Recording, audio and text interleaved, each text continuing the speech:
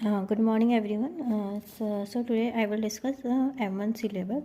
So unit 1 में आपका Rolle's theorem हो गया, mean value theorem and expansion of function of Maclaurin series Taylor's of the one variable functions and maxima and minimum partial derivative.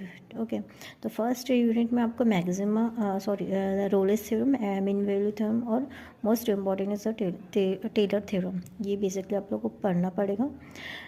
Basically क्या होता है कि questions पूछे जाते हैं जो रोलेस थ्योरम हो गया और टेलर सीरीज से ज़्यादातर क्वेश्चन आते हैं. तो यूनिट 1 में हम बात करें.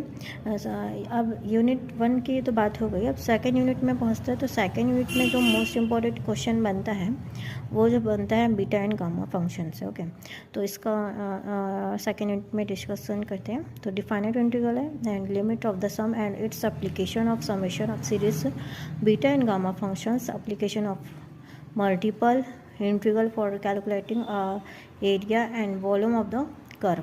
ओके, थर्ड यूनिट में देखते हैं sequence and series, convergent series and divergent series.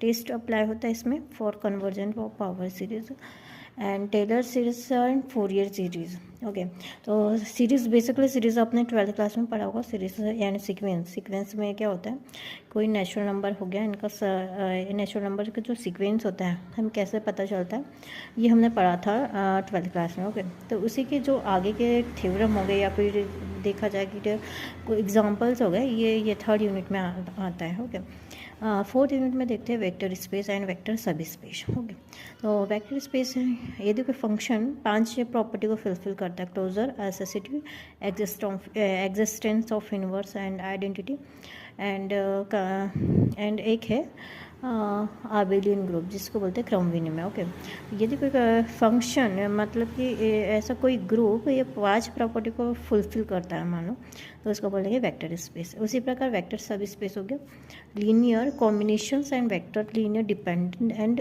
Linearly independence variables.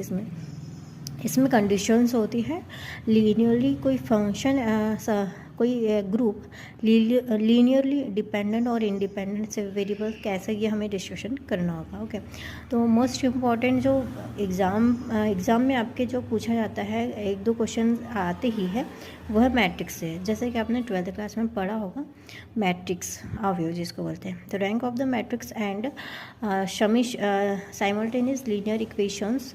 And इसमें देखा जाएगा तो इसमें एक चीज़ नोट नहीं है, वो है रैंक ऑफ द मैट्रिक्स के बाद है eigen value and eigen factors. इसमें